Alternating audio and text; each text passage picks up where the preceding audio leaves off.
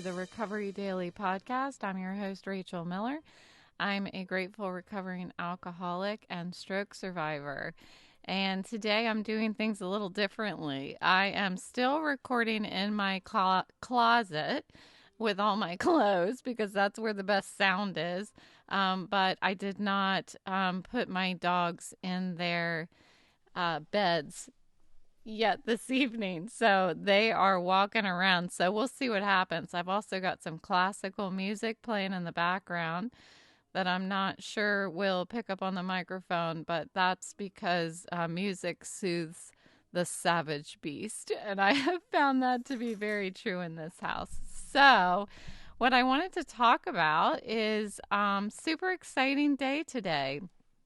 I actually had reached out to a local newspaper. I don't know, do they call it newspaper now? News organization locally, and pitched my story about my recovery and just the challenges that I'm facing. And I wanted to see how I might be able to broaden my audience for my podcast and continue to just reach as many people as possible with my experience, strength, and hope, so that if I may help just one other person on this earth, it is all worth it. So I reached out and I received an email back pretty quickly. So I was really, really elated about that. And so I spoke with the organization today with a reporter, and I won't divulge who that is quite yet. I'll wait for the article to be published before I share the actual organization that I spoke with. My dog is now eating my plant, so please hold. No. Okay, sorry about that. So the Weimaraner had to go in her bed because she was eating a plant and knocked it over. So the bulldog is still here looking at me very inquisitively with his gigantic lips. So here we go. So I got interviewed today, and that was really exciting. I am a marketing professional, so I thought I should be able to market myself, right? So that's what I did, and so far, so good. So I wanted to talk about just behind the scenes, what happened, what was the interview like, and I'm not quite sure when it's going to be published, but I will let you all know as soon as I know. It was just an awesome conversation. It really was, and I was so appreciative of the time that I received of this individual, so that I could talk about my experience. And any time that I can vocalize what's going on inside of me, there's healing. Whether I'm talking to a reporter, if I'm talking to a sponsee in my sobriety program, or I talked to several friends today, old coworkers. Today was a busy day. I was just your classic social butterfly today, because I feel like I had been reached out to by a few people, and I was so wrapped up in all of my medical appointments and what is happening with my diagnosis and such last week. So I wanted to catch up with some people. So what happened in the interview? Well, we talked about the podcast theme and the purpose and what the inspiration behind the podcast was, and why it got started. So I talked about how the Recovery Daily podcast is like a story time kind of inspiration every day for individuals in recovery from alcoholism, stroke, mental health challenges. I mentioned to her, I was like, we're all recovering from something, even if it's like my daughter recovering from a breakup or something. Like, we're all trying to figure out our lives. We're all trying to be better Be better at how we did it yesterday, be better tomorrow. So, the podcast is a space where I talk about my personal stories and try to provide insights from my own experiences so that I can, I'm not trying to give advice here. I'm trying to tell you, maybe it's like how not to do it, what worked for me, what didn't work for me, so that you don't have to have these experiences of what didn't work. Maybe you could just use my experiences of what didn't work, and you can be a step ahead of where I was in my journey when I started. So, initially, what inspired the podcast was my um, needing to walk away from my job. And I needed something to pour myself into. I needed a job. And I was told by my doctors that recovery was now my job. And, I'm an overachiever. So that meant that I needed to put everything into my recovery and then use it as an instrument, I think, to help others. So I'm trying to reach anyone who is seeking some sort of strength, joy, and purpose in life's toughest moments, whatever they are. And so we also talked about, I gave her some insights into what post stroke symptoms I'm dealing with, that I'm still grappling with these chronic migraines.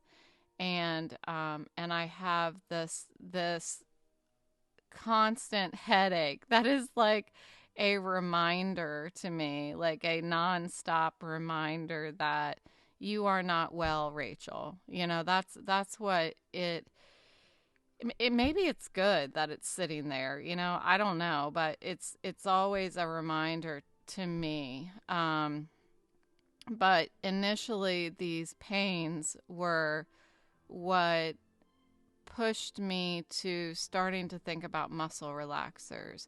And that was very clear to me, a red flag that my sobriety was at risk.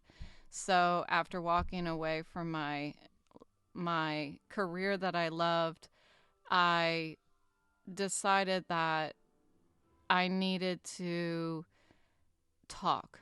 I needed to use my voice because that's where my healing is getting this stuff out of me. Because for so long I didn't talk about anything. I held it all inside, and the more that I held inside, the more, it was rotting. The more it was rotting inside of me, and I know that other people are facing the same battles and other people are not talking about it. So I told her, like, I don't have anything to lose. I feel like I I don't have anything to lose by talking about my struggles and my experience, my pain, my past. I think that out of respect for my company I was working for, I would not have been so public about my experiences because when I was working for them, I was very much into being an advocate of their products and them. I was loyal to them. Not working for them anymore, I feel more free to talk about anything, and I'm not correlated really, with them anymore, if that makes sense. So I needed an outlet. I needed to share my voice and my journey, and I needed to connect with others facing similar battles. Um, and so I started the podcast. Actually, my brother started it for me. So she asked me about what the episodes, like, how do I approach each episode. So I talked to her about how each episode is really a blend of my personal experiences.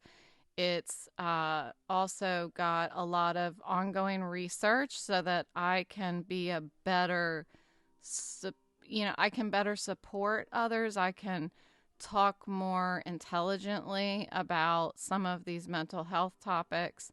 I can talk more intelligently. Sometimes that's questionable, but more intelligently about my own battles with my stroke symptoms. Obviously, when my doctors aren't completely clear on what my diagnosis is, that's only as far as I can go in talking uh, knowledgeably about my own recovery.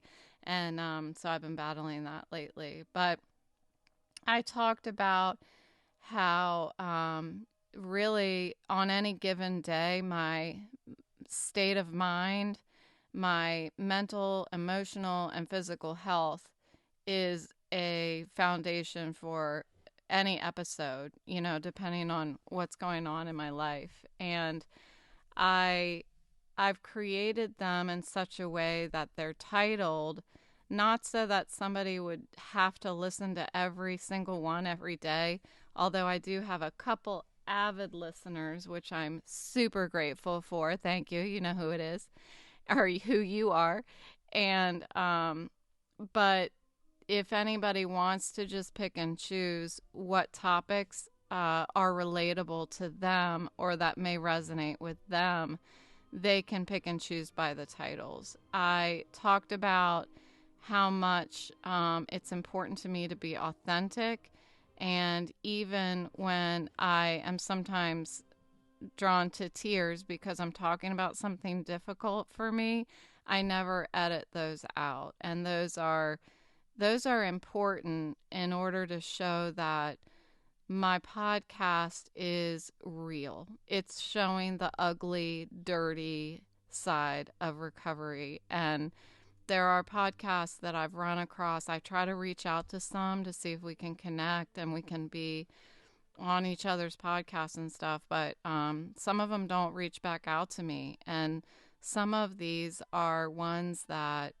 are only showing the pretty side of recovery, the after, the solutions. And it's important to me to show the pain because that's the real stuff. That's the stuff that people battle with. And if I'm talking about something that's making me cry, I guarantee you I'm not the only one that's upset about it. And the only one who has to deal with things like that are upsetting. And I want to show not just the me being upset, but the key is to show that something may be so upsetting to me that it makes me cry. What happens after that? How do I heal from that? And I feel strongly that I'm capable of recovering from lows. And like I've talked about over the past couple of days, this roller coaster. I don't like to call it a roller coaster, but the good, the ebbs and the flow, like the good and the bad.